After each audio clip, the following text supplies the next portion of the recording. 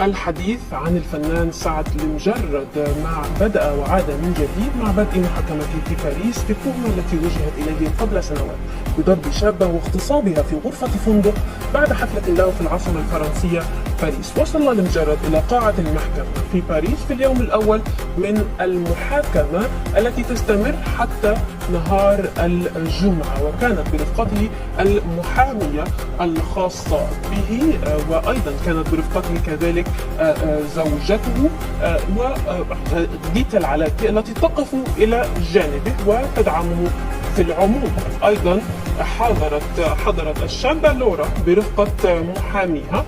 هذه الشابة لورا هي طبعا من رفعت القضية، وتعود أحداث القضية إلى أكتوبر عام 2016، وكانت تبلغ من العمر حينها 20 عاما.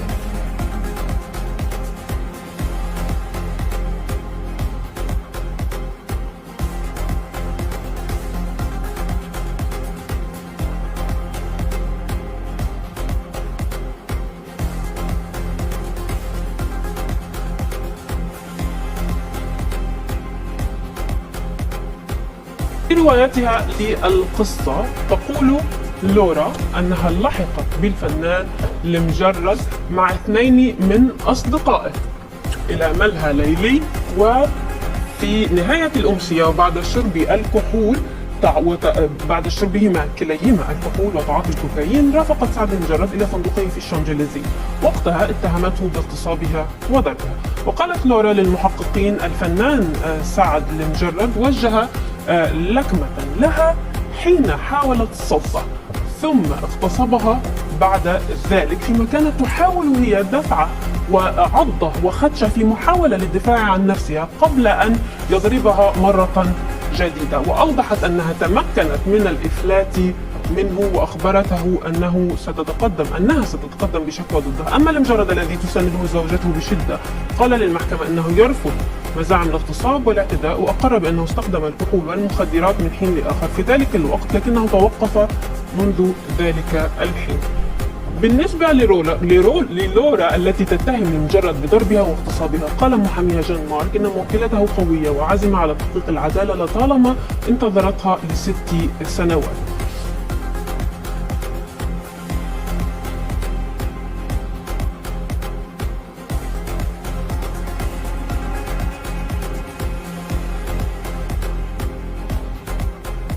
هذا مهم جدا بالنسبة لموكلتي، فهي لا تخجل من المحاكمة ولم نطلب جلسة استماع مغلقة. أرادت مواجهة التهم بطريقة علنية وجها لوجه، لذلك نريد أن يعاقب ويدان بالحقائق، وبعد ذلك يمكننا المضي قدما. إنها قوية ومصممة، إنها تريد تحقيق العدالة بعد مرور 6 سنوات من الانتظار. في الواقع كانت الأحداث التي مرت بها صادمة للغاية، وأثر ذلك على علاقتها مع الرجال، لكن لا تزال قوية. الفنان سعد لمجرد معروف بشكل كبير وواسع في العالم العربي، ولديه 14 مليون متابع على انستغرام، فكانت التعليقات كثيرة طبعا على هذه القضية.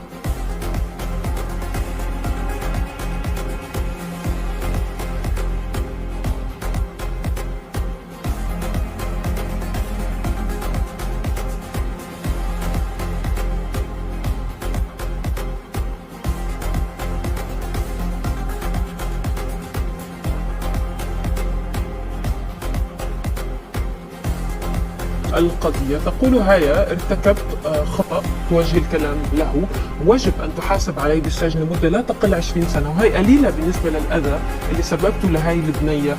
كما تقول هيا تغريدة أخرى من ستار أو حساب ستار، كل فترة وفترة بيحكموا، لحد الآن ما عرفوا إذا بريء أم مذنب.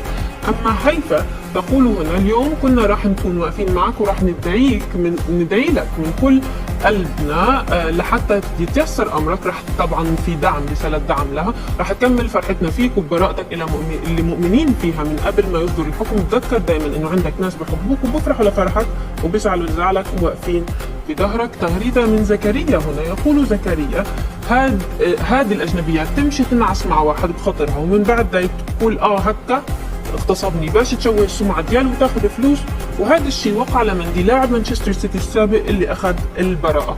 تغريدة اخرى من مصطفى ياخذ 5 سنوات سجنا نافذا وغرامة مالية كبيرة للضحية وعدم الخروج من فرنسا إلى يوم انتهاء الحكم الصادر عنه، ثم يعيش العدل والقضاء الفرنسي العادل. Les filles qui ont été victimes de quoi que ce soit, manifestez-vous, que ce soit par écrit, que ce soit en m'envoyant quelque chose, des preuves, des messages, en allant porter plainte, ce que vous voulez. Mais j'ai besoin qu'on m'aide pour mettre cette personne en prison. Sachez que je n'ai pas eu de chance parce que mon nom a été cité par un blogueur dans la presse. Parce que j'étais avec une connaissance de ce blogueur dans la soirée.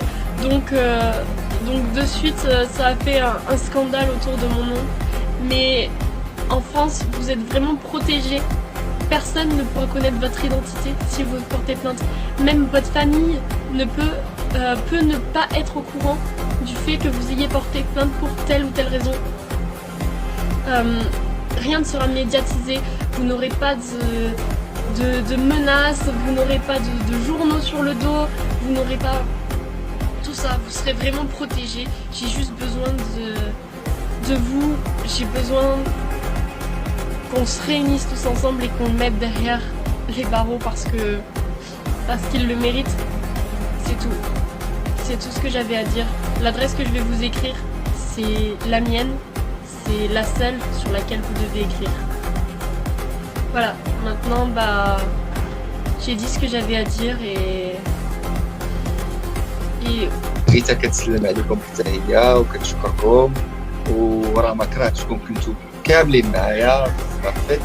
ما درتش عرس غير باش يكونوا الناس عارفين، درنا غير شي حاجه بين فاميليز اللي هي عقد القرار، ودرنا كما كنقولوا حفله وكوميم هكاك. يعني لبست التوكسيدو، لبست هذا البابيون، ومدام دابا وليت كنقول مدام حتى انايا، مدام حتى هي لبست دي روب جوها زوينين بزاف، شي واز فيري بيوتيفول.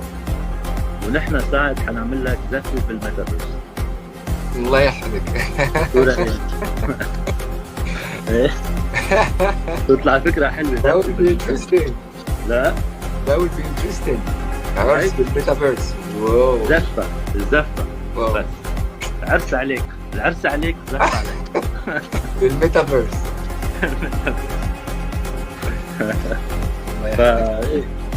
يا سو دائما الميساج ديالي كان هو وصلنا حنا العرب ل1 بليون، دخلنا حتى حنايا الليست، ما بقاوش غير امريكا اللي كيوصلوا او لا اللاتينو وورلد اللي كيوصلوا. احتراماتنا لهم، ولكن حتى حنا قادرين نديروا هكاك، وقادرين كاع نديروا احسن من هكا. صحيح العرب صح. ناس عرب في المغرب، يا ربي توحشت نغني لحبابي في المغرب.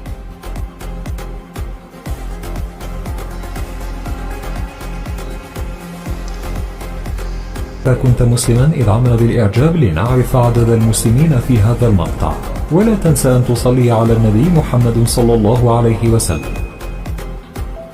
شكرا لكم على المتابعة.